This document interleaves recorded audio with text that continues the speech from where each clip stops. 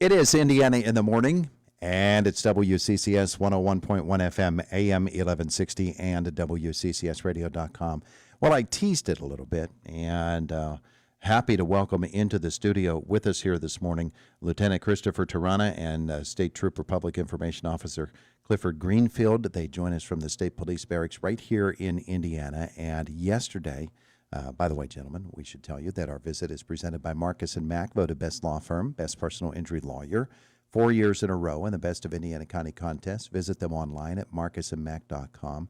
But yesterday, Cliff, you issued a news release, and in it, I looked at some really interesting numbers referencing the coming of Homer City Redevelopment to the area. What has it meant in terms of what you do as a state police force, traffic, and by municipality? I thought that was a really interesting aspect of it, and just really looked at what has happened in this past year with more people coming into Indiana County, and what do they mean in terms of what you do as state police officers. Right. So it's been about a year since the falling of the stacks at the former power plant, and we field questions. Lieutenant Terrana and I, we field questions routinely from the community about what's the effect on the increased workforce, on our operations here in the county. So we wanted to put this data out to the public. It did take some time to compile the data, but that is available to the public on our department website. It's called the Pennsylvania State Police Community Access to Information Dashboard, and anyone can go on there and query traffic data, crash data, enforcement data, crime data. So we wanted to put that all together to give a snapshot of what we've seen now that it's been about a year. Yeah. Because we're getting these questions from the community. So I'll let Lieutenant Terrana speak more to that. If you have anything you'd like to say. It's a pretty good picture, isn't it? It is. Thanks for having us, Todd. From our standpoint, the bulk of the questions we're receiving is how has public safety been impacted by the project? From the Pennsylvania State Police standpoint, it really has not at all yet. Statistically, everything's a dead heat over the past 2 or 3 years. And as interest grows in the project, and like Trooper Greenfield stated, from the falling of the stacks on, the level of interest has been very high. Everybody's concerned, how will the community be affected? Will they still have the same access to public safety and public services that they had before? The answer is yes. The Pennsylvania State Police have experienced no operational burden as a result of the project, so we're very happy about that. When you look at it municipality by municipality, those numbers bear out too, don't they? Yes, they do. It's relatively consistent across municipalities, and a lot of that can be attributed to deliberate intent of Homer City Redevelopment and Kiewit, because the employees that they're bringing on are from out of the area, but they're being placed strategically so they're not overwhelming the infrastructure in any one particular area. It's really interesting to me as you look at the numbers and see the way that you did the report, that you compiled all of this information. And I don't know how long it took for you to pull everything together and to make it into one document as you did, but it's a really fascinating look at the way, not only the numbers and what this report tells us, but the way that state police are always working and looking at something to determine what's going on, maybe things that we're not aware of as a public, but you do that in order to make it so that you can do a better job and be sure that everybody is as safe as possibly can be. That's correct. Largely, we're data driven as far as our approach, because we have to have some basis on how we're going to allocate our resources. Outside of a one-off or an incident that would occur that we weren't expecting, we try to allocate troopers to anticipate potential problems, and the best way to do that is by looking at the statistical trends. So over the multi-year trend, we're right where we need to be. If the public is seeing more state police in the area, it's because they're down there monitoring the situation, not necessarily responding to a problem. Yeah. Cliff, when we look at something like this and we understand what you're seeing, anytime you're going to bring, say you have 100 cars in an area, you bring in 150 more, then that's going to obviously lead to some situations that you have to pay really close attention to, because you're adding more people to a smaller area, and there has to be some sort of impact. For it to come out the way that it has in this report means that a lot of people are really looking out for each other, and they're being safe. They're Yes, and behaving correctly. Yes, and that's what we want. We want people to recognize that it's a community effort to keep our community safe in all aspects. Traffic enforcement is keeping the roads and highways safe is a big priority for us, as you know. Keeping crime to a minimum is a big priority for us. So we're all working together toward that end on a daily basis. Lieutenant Terrana, leading the station, is routinely communicating to our troopers, be visible, be present. You never know what you might deter. And it's a reassurance to the community as well. When they see a state police car traveling by, hopefully that's a reassurance to them. Sure, sure. So this report here concerns Homer City Redevelopment coming, and that's really good news.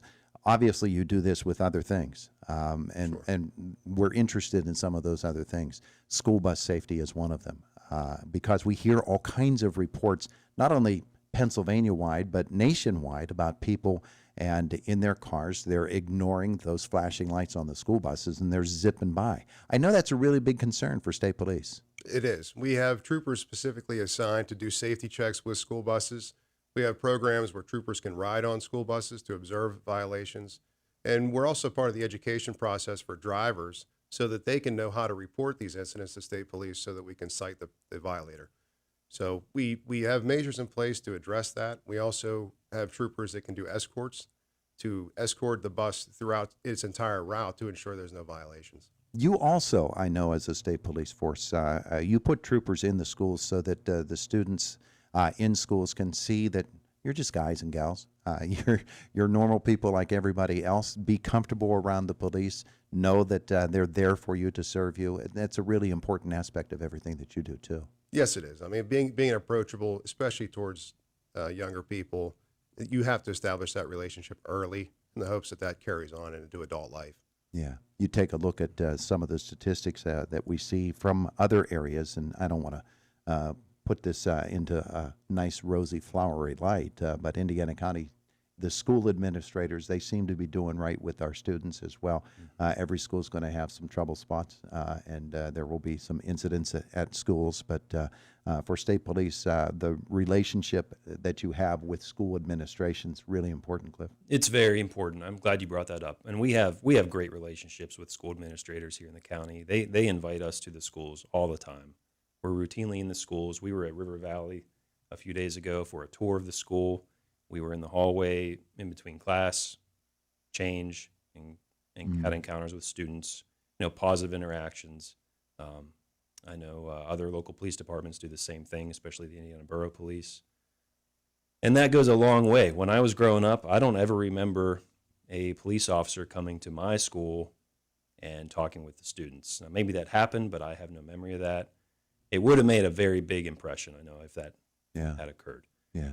So I recognize that we try and be as proactive as we can and looking for opportunities to make a positive impact in young people's lives. Yeah. Our Camp Cadet program is an example of that. Yeah. In fact, recent news with Camp Cadet, you guys are getting ready to roll again this year. We are. We just had a board meeting yesterday. We're gearing up. We're changing location. We'll be at Camp Arenda this year. So that'll be a learning curve for us, but closer to town. Mm-hmm. A lot more convenient in many ways. Yeah, yeah. Wanted to ask while we were on the subject of schools, I know that the training is just an intense effort by state police in order to, respond to school incidents of violence. And of course, we hear about mass shootings. Fortunately, we've not had that in our region. But I know you have to be on top of that every single school, and there's a great effort that state police make to know the buildings in each school district, and you really work hard at that. That training is vitally important, isn't it? We do. We train for the worst. Obviously, our highest priority is the safety of our children within the community. We do train very intensely to respond to emergencies in schools. And in preparation for each school, because you never know when or where, but you have to be prepared for anywhere. Or we have emergency plans for each school where we'll make contact. We'll make maps of the school, locations where children can be held safely and protected, and how we're going to proceed. We have memorandums of understanding with schools so that it's very clear on what the expectation is and what everyone's going to do. Yeah, it's interesting. I think I've told you this before. I remember reading a news article a couple of years ago about a school threat that was made back in the 1970s.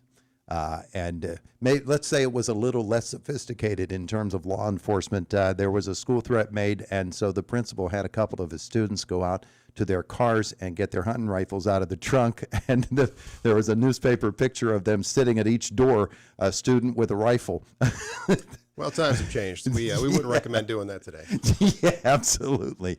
But it's a much more sophisticated thing. You have to know exactly what the situation is as much as you can going into any threatening situation, whether it's a school or a business or anywhere else. Right. Yeah, terrific stuff. Speaking of which, we're going to run out of time here because Westwood One Sports coming up, but I wanted to talk about IU Patties, the non-sanctioned school event that is coming up next week, evidently, according to the reports. I know that you're a part of the training there, the IACT group. It's something that we know is coming every year, every March. Preparation again, right? Yes, preparation. It's always about looking ahead, looking to have the appropriate resources in place. We have our all stakeholders meeting on Monday at the KCAC, discussing those layers of preparation. And maybe Lieutenant Terrana would want to speak to that a little bit, but it's an ongoing thing every year. It is, and the IACT as a group overall has done an excellent job of collaborating with each other to ensure that everything is covered. So we've pretty much developed a template that can be plugged in for things like homecoming or like this event, where everyone understands their role and it's cooperative, and we all understand that we are there to ensure everyone can safely go out and make it back. So Yeah. our resources are actually increased this year. Not for any specific purpose, just because we made some adjustments that made a few extra troopers available. So we're going to be bringing them into the area too. Yeah, you can plan and plan and plan, but it's also a reactive thing, isn't it? It is. You never know. You never know what you're going to have. It's not something that's going to be announced if it's a major issue or something that's going to present a problem to us from a safety standpoint. Those are always reactive. It's not something we can necessarily plan for completely. We just have to be prepared for anything that could occur. Gentlemen, thank you so much for coming in. It's a great report that was issued yesterday. We look forward to learning more just by studying it, and looking forward to everything that is coming forward from State Police as always. We appreciate Thanks, it. Todd. We'll keep you updated. Thank you. Thank Terrific you, sir. stuff. It is the voice of Indiana County. It's WCCS 101.1 FM, AM 1160, WCCSradio.com. Westwood